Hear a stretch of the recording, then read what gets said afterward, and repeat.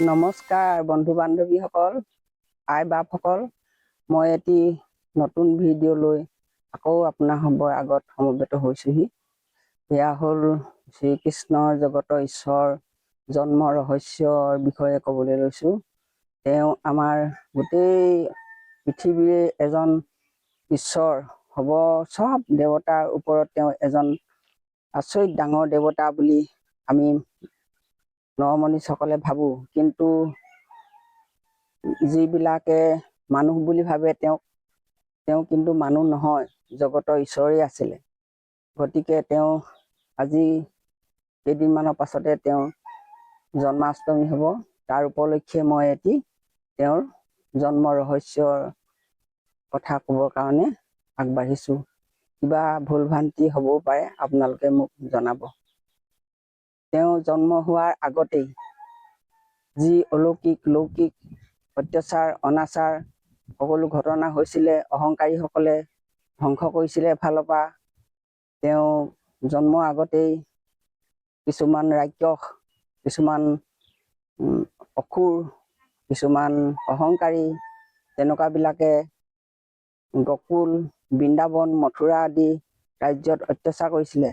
গতিকে সেইবিলাক তেওঁ দমন কৰিবৰ কাৰণে এদিন জগত মাতৃ দৈৱকী আই গৰ্ভত জন্ম ল'বৰ কাৰণে তেওঁ আহি ক'লেহি, দৈৱকী আই গৰ্ভে দিয়া ঠাই, আমিতো নন্দ কানাই,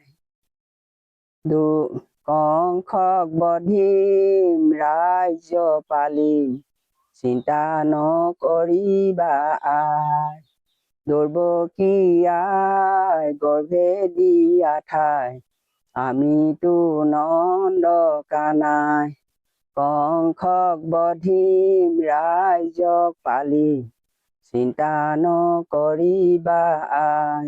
তেনেকে কোৱাৰ পাছতে তেওঁ গৰ্ভত স্থিতি হ'ল। স্থিতি হোৱাৰ লগে লগে দৈৱকী আৰু বসুদেৱক কাৰাগাৰত বন্দী কৰিলে দৈৱকী ককায়েক কংসই। তেতিয়া তেওঁ ইমান অত্যাচাৰ অনাচাৰ কষ্ট ভোগ কৰি তেওঁ জন্ম দিলে জগতৰ ঈশ্বৰ শ্ৰীকৃষ্ণক। এই পবিত্ৰ ভাদ মাহৰ ঘোৰ অমানিশা মঙলবাৰে শিলা বৰষুণ দিছিলে। মাজনিশা তেওঁ জন্ম হৈছিলে। সকলো তেওঁ জন্মৰ হোৱাৰ পাছতে দৰ্জা নিজে নিজে খোল খালে। তেতিয়া বাসুদেৱৰ হাতৰ ভৰি চব জিঞ্জিৰি খোল খাই গ'ল। তেতিয়া তেওঁ দেখিলে তেওঁ এটি পুত্ৰ সন্তান হৈছে। তেতিয়া জগতৰ ঈশ্বৰে ক'লে, মোক ইয়াত নথবা, মই ইয়াত থাকিলে দিগদাৰ হ'ব, মোক লৈ যোৱা। তেনেকে ক'লে। কোৱাৰ পাছতে তেওঁ অলৌকিক এই জন্ম ৰহস্য কোনেও বুজি নাপায়। মানুহবিলাকেতো তেওঁক মানুহ বুলিয়ে ভাবে, কিন্তু দেৱতা আৰু ঋষিমুনি মহন্তসকলেহে তেওঁক চিনি পাইছিলে জগতৰ ঈশ্বৰ বুলি।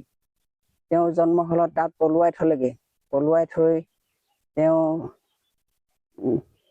তাতে গকুলত ডাঙৰ দীঘল হ'ল। আৰু পুনেই তেওঁ জন্ম হৈয়ে পুতনা নামৰ এজনী ৰাক্ষসীয়ে স্তনপান কৰাবলৈ আহিছিলে। সেই স্তনপান তেওঁ কৰিয়েই তেওঁক বধ কৰিছিলে। তেনেকৈ তেওঁ অঘাসুৰ, বকাসুৰ, প্ৰলম্বাসুৰ, এফালৰ পৰা কালীয় দমন আৰু তেওঁ নিজৰ মমায়েককো মানে কৰিছিলে, বধ কৰিছিলে। তেনেকে তেওঁ গোটেই অনাচাৰ অত্যাচাৰ দুৰাচাৰবোৰ এফালৰ পৰা বন্ধ কৰি গৈ আছিলে। তাৰ বিষয়ে আজি মই এষাৰি প্ৰাৰ্থনাও কৰি দিব খুজিছোঁ। এয়া হৈছে, জন্ম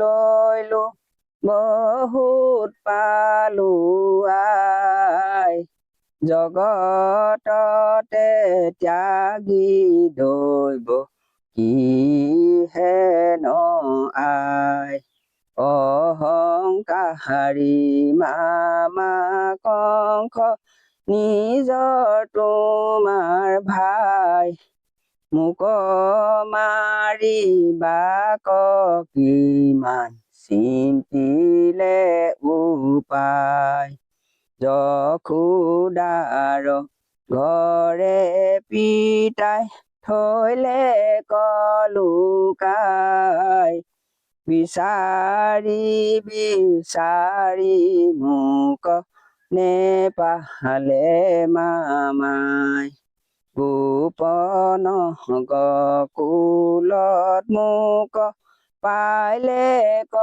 বিচাৰি ৰাক্ষসয় সুৰে খালে বহুত হাবাথুৰি মাৰিলো বহু ৰাক্ষসগণক নিজে নমৰিলো আই তোমাৰ গুণক হেন জানি নৰলোক এৰায়ান কাম পাতুক চাৰুক ডাকি বোলা ৰাম ৰাম। যেতিয়া জগতৰ ঈশ্বৰ শ্ৰীকৃষ্ণৰ গীতাৰ ৪ৰ্থ অধ্যায়ত